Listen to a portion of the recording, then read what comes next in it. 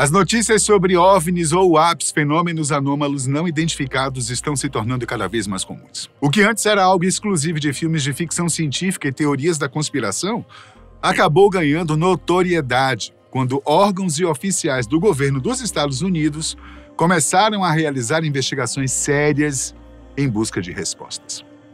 Os recentes avistamentos em Nova Jersey, que acabaram se espalhando pelo mundo, são uma prova clara sobre como esse assunto está ganhando destaques nos dias de hoje.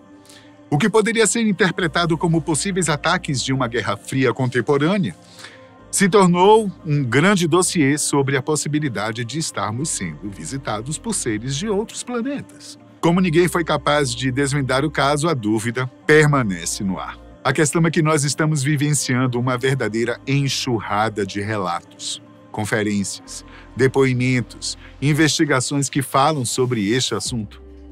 Nomes como David Grush, David Fravor, Tim Gallaudet e Luiz Elizondo ganharam destaque neste cenário, como alguns dos principais delatores que estão a favor da população para que a verdade finalmente venha à tona. No vídeo de hoje, nós vamos evidenciar uma destas pessoas. Luiz Elizondo, ex-oficial que trabalhou no Programa Avançado de Identificação de Ameaças Aeroespaciais, no Pentágono, e que se tornou um grande expoente no movimento que está sendo conhecido como desclassificação. Elizondo já concedeu inúmeras entrevistas, escreveu livros e até já prestou depoimento em audiências no Congresso americano. E a partir de agora você vai conhecer as principais informações que ele já disponibilizou para nós. Luiz Daniel Elizondo nasceu no Texas, mas passou boa parte de sua vida na Flórida. Ele se formou em microbiologia e imunologia na Universidade de Miami, sempre almejando ingressar no Exército, seguindo uma carreira militar como a de seu pai, o exilado cubano Luiz Elizondo III. Nas Forças Armadas, Elizondo serviu aos Estados Unidos, com missões na Coreia, no Kuwait e no próprio solo americano, até ser integrado no Departamento de Inteligência que atua principalmente em investigações secretas ou não. Nesse setor, ele comandou operações de inteligência militar no Afeganistão, na América do Sul e no campo de detenção da Baía de Guantánamo. A partir de 2008, ele foi alocado no Pentágono, a sede e principal órgão do Departamento de Defesa americano. Em 2009, ele entrou para o Programa Avançado de Identificação de Ameaças Aeroespaciais, o AATIP, criado especificamente para investigar o que agora são chamados de UAPs. A partir de 2010, ele se tornou diretor do programa, assumindo uma patente de funcionário federal GS-15, algo equivalente a um coronel das Forças Armadas. No entanto, em 2017, ele pediu demissão de seu cargo, por achar que as coisas que eram investigadas ali precisavam ser reveladas para o público, especialmente para os norte-americanos. Afinal, tratava-se de algo inerente à segurança nacional. Aliás, as pessoas sequer sabiam da existência desse programa, que até então era secreto e custava pelo menos 22 milhões de dólares por ano aos cofres públicos. Ao fazer isso, Elizondo chamou bastante atenção em sua iniciativa e passou a conceder centenas de entrevistas, compartilhando suas experiências de trabalhar em um programa secreto.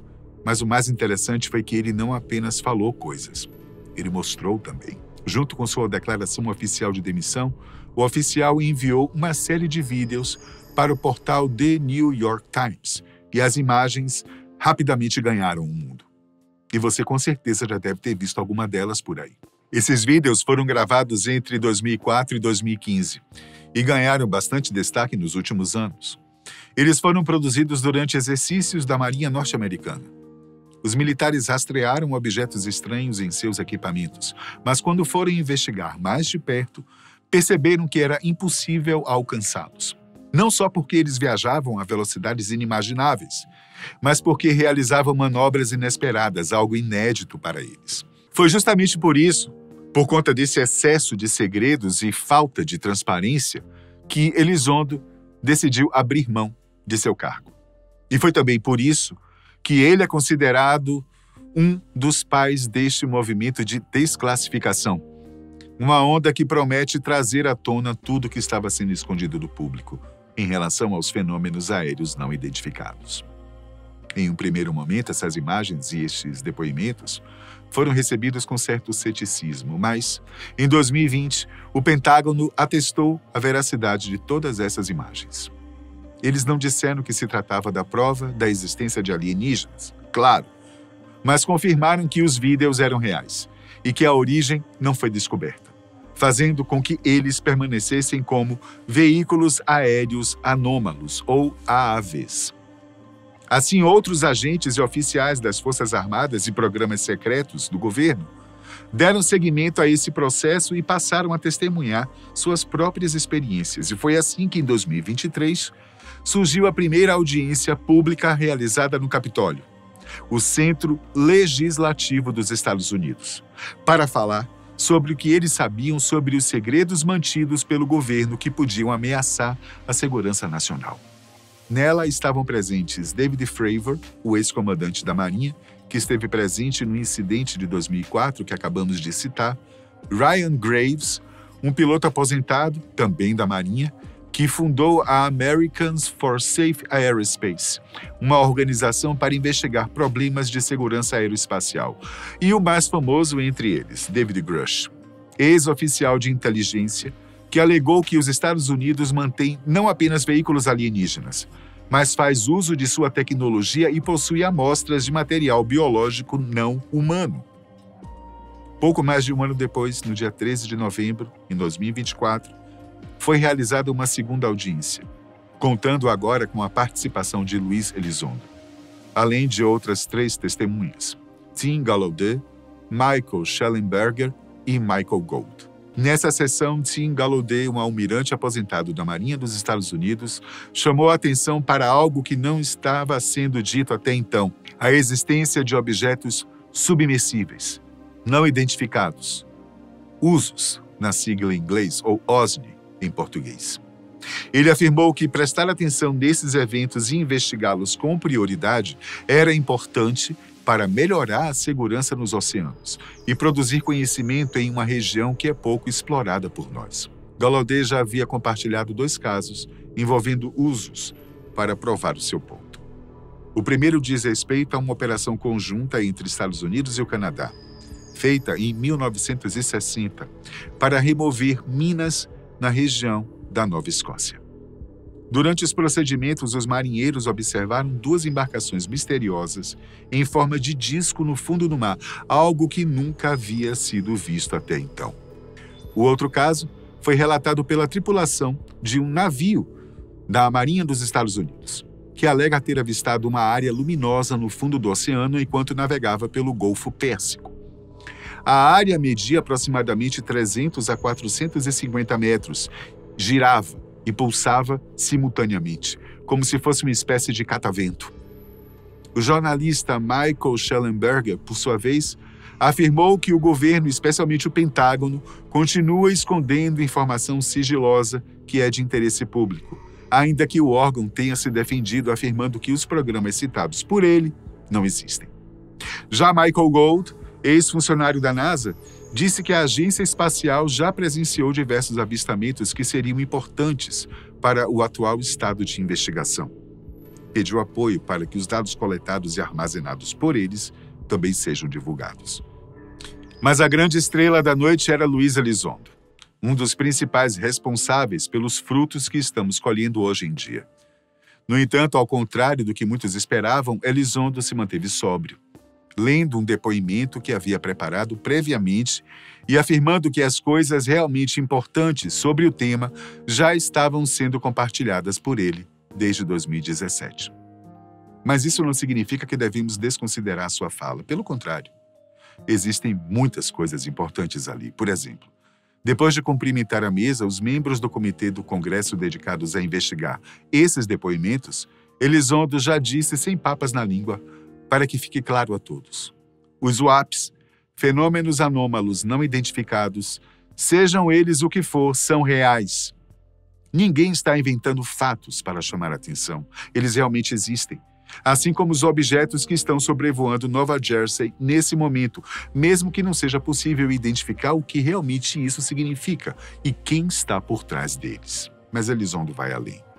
Ele disse que tecnologias avançadas, não produzidas pelo governo americano ou por qualquer outro governo, estão monitorando instalações militares sensíveis em todo o mundo. E reforçando o que disse David Grush na primeira audiência, o ex-oficial do Pentágono afirmou que os Estados Unidos possuem tecnologias relacionadas a OVNIs, a chamada engenharia reversa, assim como alguns de seus adversários. E mais, para ele nós estamos no meio de uma corrida armamentista, assim como aconteceu décadas atrás da Guerra Fria. Quem diria, né? Elizondo reiterou que, durante anos, ele foi incumbido de proteger alguns dos programas mais sensíveis de sua nação. E garante que jamais irá quebrar o juramento que fez para proteger os segredos que lhe foram confiados. Mas ele ressalta que o excesso de sigilo também é perigoso e ainda cita o ataque realizado em 11 de setembro para provar o seu ponto. Para ele, os Estados Unidos precisam se basear em 3 fatores principais: um Congresso vigilante, um poder executivo responsivo e uma população informada, o que não está acontecendo no momento. Elizondo denunciou que um pequeno grupo dentro do governo envolvido no tema dos OVNIs está criando uma cultura de supressão e intimidação que ele mesmo e muitos de seus colegas têm sido vítimas. Por isso, quase ninguém se habilita a falar sobre o assunto.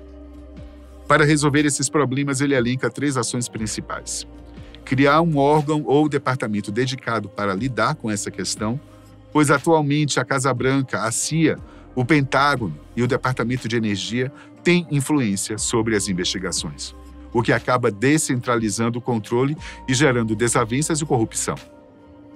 Além disso, seria preciso criar uma estratégia nacional para falar de UAPs, de modo que produza transparência e ajude a restaurar a confiança do povo americano. E para isso seria preciso unir forças com a empresa, comunidades acadêmicas, científicas, setor privado, todos unidos em prol de algo comum. E, por fim, o Congresso deverá criar um ambiente protegido para que os denunciantes, pessoas que estiveram envolvidas nas pesquisas e investigações, possam falar sem medo de sofrer represálias. Assim como compartilhar conteúdos sensíveis, sabendo que eles não serão vazados de forma a prejudicar os órgãos e instituições que estão envolvidos. Enfim, sabemos que é um tópico complexo e sensível, e que precisa de muito estudo e debate para ser bem articulado, de forma a não nos prejudicar, mas expandir nossos conhecimentos e, finalmente, nos revelar a verdade.